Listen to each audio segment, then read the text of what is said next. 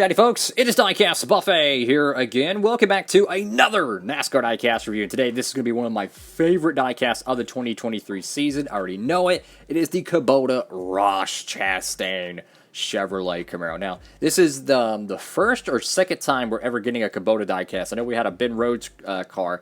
I think the playoff Kubota car from last year, I think, did get made or is getting made. But this one is just incredible, bro. Love this freaking paint scheme. And to my knowledge, this is one of the first pre-orders available, I think, for 2023. I think this was like legit one of the first ones. Interesting enough. So without further ado, let's go and get this Ross Chastain paint scheme out of the box. Alrighty, folks, we're out the good old box, and here she is. Of course, this diecast is brought to you by our friends over there at B Diecast, where I picked this one up, and to tell you the truth, I would not be surprised if this thing runs out of stock, so feel free to check that out. Thank you for tuning in, of course, and if you want to help out the channel, you know what to do. Unfortunately, this logo is a little bit off crooked, but maybe that means your copy of this diecast won't be, off-centered there. Feel free to use that promo code Diecastbuffet. You can save on shipping, guys, for any orders $30 or more. Well, looking at this diecast, ignoring the very, very off-centered hood logo, which is kind of disappointing, you got the Chastain window banner there. You got the Kubota logo, which kind of reminds you of the Kia logo, or at least the old Kia logo, or whatever the biff it is. Or no, is it Hyundai or Kia? I don't know. All these companies changing their logo so much. I got Chevrolet right there. Sunoco, Trackhouse Racing. Now, I will say the orange on this car is not as bright as I wish it was. Maybe sunlight would help that, but generally, when I use my studio lights, if something is really bright, like a J. McMurray Bass Pro fluorescent orange, I can tell by my studio lights. This one's definitely more just an orange. It's an orangey orange. And I'm not sure how accurate that is to the real race car, but I'm just glad they made this paint scheme, to tell you the truth. This is such a beautiful, beautiful race car. Got the number 1 right there. Got the Kubota logo. Now, I do wish the Kubota logo was a little bit closer to the font, the wording here. I don't like when they just put a circular logo in the middle, and then there's, I don't know. I feel like they could have moved that a little bit closer. Maybe make it kind of sideways, like the A-Shock Energy paint scheme for Chase Elliott for 2022. That's a little bit of a nitpick. You got Onyx Jockey there. Worldwide Express. Advent Health. I also like how each one of the lettering is like, it's just, a simple modern font, but it also has the white color to it. So if they would have put like blue or green, it would really stick out. I got beamoose.org, which I have no idea what the Biff Be a Moose is. I'm going to keep it real. I have no idea what that is. I'm assuming it's like a charity or something. I have no earthly idea. Got Ross Chastain right there. That's an interesting logo placement right there. Usually you don't see a logo above the B post, so that might be something new. Got Simeon's, Chevrolet, beamoose.org, Advent Health, NASCAR 75th, Cup Series, Goodyear. So the caboose of this Kubota. It's interesting how many different tractor brands we're seeing in the sport. You have what is it? Ferris Mowers, which is not really a tractor, but you get what I'm trying to say. Then you have the Mahindra camp over there at Stewart-Haas Racing. Got Kubota, Cub Cadet, which they do lawnmowers mostly. You have them sponsoring what's his face, Ty Gibbs in 2021. I think it was 21 or 22.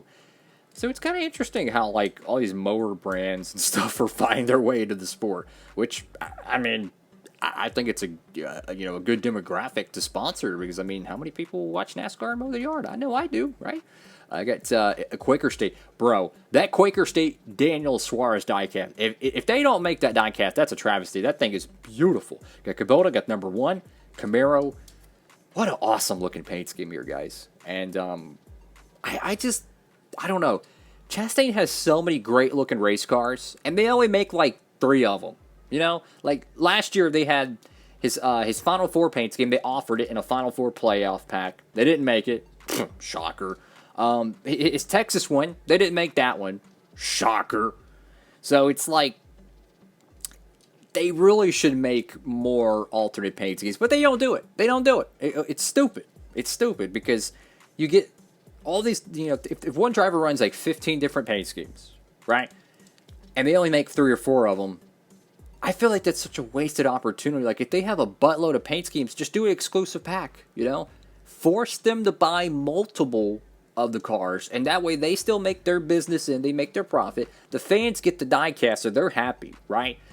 And I think it makes both parties happy because they don't want to make a diecast that only makes like a few hundred sales and it just sits there and it's in a clearance bin the next 5 years, right?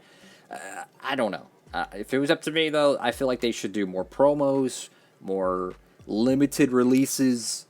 Just get the paint schemes out there. I promise you, the fans want them, and they don't make them. People have to make them themselves. So you get the number 1 right there on the roof. Can I just say how beautiful the number 1 font is? I've been so used to that Kurt Busch, Jim McMurray, Ganassi font for like 2014 to 2021. I gotta be honest with you, I could not stand that font. It was so ugly. It just, I don't know. It would look good on an open wheel car, but it looks so tacky on a beautiful Monster Energy car. I don't know. That's just my nitpicking. Chastain right there. Got Kubota on the back trunk. That's a little bit off-centered, and that one's a little bit crooked as well. So this one's got a little bit of some quirks to it, maybe some character, if you will. And the left rear window does have a little bit of some extra downforce. But regardless, man, definitely my favorite Ross Chastain paint scheme to be made thus far. I love his Advent Health car from 2022, right? He had a couple other paint schemes as well. I think they had you had the Talladega Race Win, you had the Coda Race Win, but there's just something about this Kubota paint scheme. The orange and the black just looks so clean on that Chevrolet Camaro. And the wheels do have that metallic color to it. I don't know what you would really call that. Some people might say like gunmetal gray. Some people might say like a graphite. I'm just going to call it like a dark metallic gray. But it looks really, really sharp. A clean paint scheme. And yeah, I do wish the orange was just a fraction brighter because I'm a sucker for like fluorescent colors because it really gives me Jay McMurray vibes, which that would have been a perfect throwback, by the way, because you have a sponsor that has the orange and black, okay? The number 1 car, which pretty much is Ganassi still, you know, Trackhouse Racing is pretty much Ganassi 2.0. Let's just call it what it is. They could run a Jay McMurray 2010 throwback and use the Kubota logos. They have the bright fluorescent orange and the Bass Pro Shops design, but the Kubota would be the sponsor. They could do that easily. Like real talk, they could easily do that. So I would love to see something like that maybe down the road as a cool throwback. But that's all for now. Make sure to like, comment, and subscribe.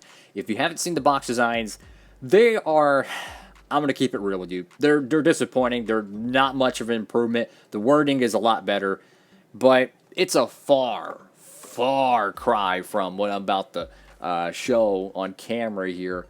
I know this box is dusty as all get, but I mean, look how beautiful this 2008 Jeff Gordon paint scheme box is. This was the Salute the Troops one. It had a little bit of a difference on the not B pillar, but the trunk logo.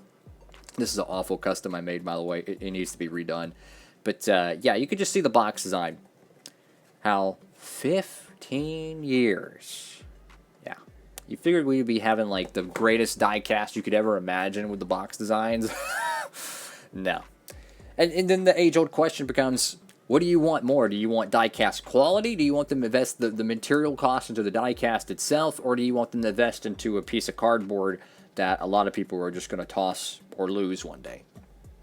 I would rather have the diecast. You know, that's the unfortunate reality of it. But and then I think about it, I'm like, how the heck can they make Hot Wheels packaging for like $2 or $3 and the car has, you know, all kinds of crazy details and stuff and it still has really cool artwork? I don't know. I don't make the rules. So anyways, thank y'all so much for watching. Have a great day out there. I fumbled that one. That's good. Make sure to like, comment, and subscribe. Diecastbuffet. Signing off.